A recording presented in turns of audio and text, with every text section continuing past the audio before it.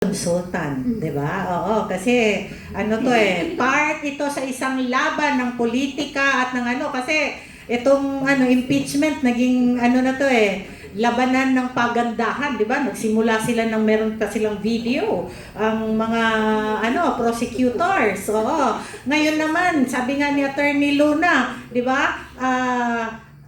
Tameme yung prosecutors sa sa impeachment hearing, yung mga private prosecutors ang laging nandoon. Tapos nung unang salang ng na naging controversial yung mga laway at mga sipon, di ba? Oo. So as an image consultant, Miss Cathy, ano ang masasabi mo sa prosecution, no? Na pinaghahandaan nila yung araw na tapos sila pa yung napahiya. Tapos ang ginagawa nila ngayon, instead of fighting the battle within the impeachment court, they are fighting it outside the impeachment court through their press cons. Anong masasabi mo sa imahe ng mga isabay mo na rin yung mga dyan. Meron daw nag-makeup kahapon. Grabe yun. Tinalo ako nun. Grabe, buti ba siya marunong siya mag-foundation, ako hindi. Anyway, actually, alam mo sa image consultancy, we can only do so much. Kasi ako, as an image consultant, I always bring out the best in my client based on the personality and the character. Ngayon, kapag hindi ka consistent, kahit na anong ganda ng itsura mo, how you present yourself, na pagandahin mo man, ganda ng bihis mo, pananalita mo, kung may pagsisinungaling at hindi ka consistent sa status mo, hindi mo kabisado yung sinasabi mo, magkakamali ka, papangit ka. Kaya may sinipon, may naglaway, may diba? Kasi, alam mo, divine intervention na tayo, diba? Kung matatawag ko dun, no? So, wala namang perfecto, pero talagang lalabas at lalabas kahit gano'n. May tumabingi rin ng mukha, at saka grandstanding, yung parang when if you're not if you're not confident enough talaga, lalabas So doon magsa-start yung mag-a-ad hominem, mga insulto, mag-grandstanding, yun yung makikita mo sa body language ng isang tao kapag hindi na kinakaya yung sitwasyon. At saka, una sa lahat, yung halatang walang tulog, ang kapal ng makeup, yung parang St. Peter na pati lipstick. Ako, hate na hate ko talaga yung aga-aga. Kilala ko yan. Ang aga-aga, pero yung lipstick mo pulang-pula. Putok na putok yung lahat, di ba? Talaga, may naka-violet Barbie yung peg, charot. Oo. Susugan ko lang yan, susugan ko yung niya about image at kasi, di ba, may sumagot kasi sa akin nung sinabi kong ang laway at ang sipon ay pagsisinungaling, at because of the pressure, di ba? Unang-una, halata mo sa kanila that there is pressure para sa kanila na ipanalo yung kaso, di ba? So lahat gagawin na lang nila.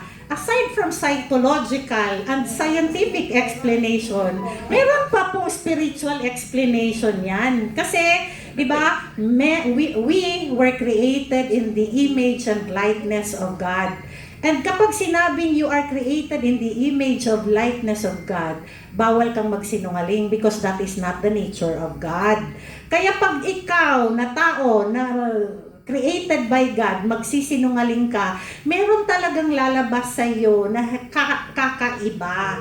Oo, yung putok yung skin, yung mga ganon, because of the intense pressure. I would like to give an example lamang, intense pressure may break out sa iyo. When Jesus was praying on Gethsemane, di ba, tumutulo dugo sa kanya na pawis at luha. These are not, hindi mo to pwedeng ma-explain ng scientific at saka psychological, but these are spiritual na explanations. Ikaw na tao, pangalawa pa, di ba, meron tayong 9th commandment. Ang sabi sa 9th commandment, thou shall not bear false witness against your neighbor. Ano bang ginagawa ng mga prosecution ngayon? They are not just bearing false witness. They are encouraging false witness. makikita mo during the And false process. testimony. False testimony. So, hindi lang sila nagkakasala sa bayan, nagkakasala sila sa kanilang creator. Diba? Na you are instigating people to lie para lamang maprotektaan ng isang tao at para masiraan yung isang tao. Thou shall not bear false witness nga eh. Pero itong ginagawa nila, they are harvesting false witnesses. So, mas matindi pa kung kasalanan na ito, no? Kasi hindi mo lamang, ini-encourage, ay, hindi ka lang nagsisinungaling by saying na, ako talaga, witness ako nito. Kumakalap ka pa ng mga tao para magsinungaling, siraan lamang si VP. Kaya ito yung katanungan ko sa ating mga panauhin ngayon, di ba? Na how far do you think will this administration go to discredit and destroy the image of VP Inday Sara just so she cannot run for 2028 elections? I think, kung sila, unli sa kanilang pinaggagawa. Walang limit eh. Nakita na natin, ginawa nila yan kay PRRD eh.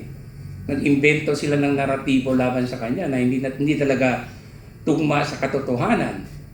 At dito kay BP naman, ang dami nilang chismis na ginawa for several years already.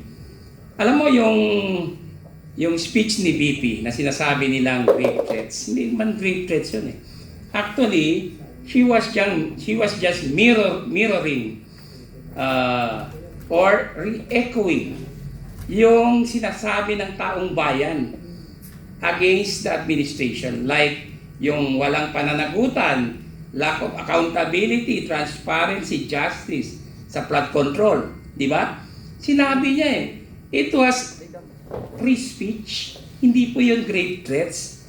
Pero anong sinasabi nila? Grave threats. Kahit conditional, sasabihin nila grave threats. So you see, walang limit, may unli sila sa chismis, anti-chismis. They are only good in that naman. Sa katotohanan, walang-wala sila kasi nakita na natin ang kapalpakan, sablay na sablay ang mga witnesses nila dahil hindi nagsasabi ng katotohanan. It's more of just trying to please somebody. I don't know kung sino bang gusto nilang i-please dito. Itong mga witnesses na ito are supposed to be professionals. Dapat magsabi ka ng totoo regardless kung sino ang nasa taas mo. Kasi ako I have full faith and credence sa integrity ng NBI as an institution. I've worked with the NBI all throughout my life. Hindi lang dahil naging official ako ng PACC. Even when I was a practitioner, paminsan-minsan sinasolicita din ang tulong ng NBI eh. Ang taas ng tingin ko sa NBI. Pero here comes, may pumasok na direktor, iba ang ginagawa, kaya nasira ang mga professionals sa NBI. Marami dyan na biktima dito eh. Dahil sa mga pinagkagawa nila, I salute the NBI as an institution and the men and women who are not like a chorus or mga parte ng isang cheering squad dahil hindi sila sumasama sa ganito. Tapat pa rin sila sa kanilang mandato, base sa batas at sa kanilang sinumpaang katungkulan. And I salute them. Malalampasan din ito, ang kasakiman ay mawawala rin. In the end, good will triumph over evil. Huwag kayong mag-alala. You Maraming still have my salamat, respect. Attorney. NBI as an institution, ha? Yes. And the good men and women of the NBI, you have my respect. Sa Pandos Los Buenos. Okay? Thank you. Masyadong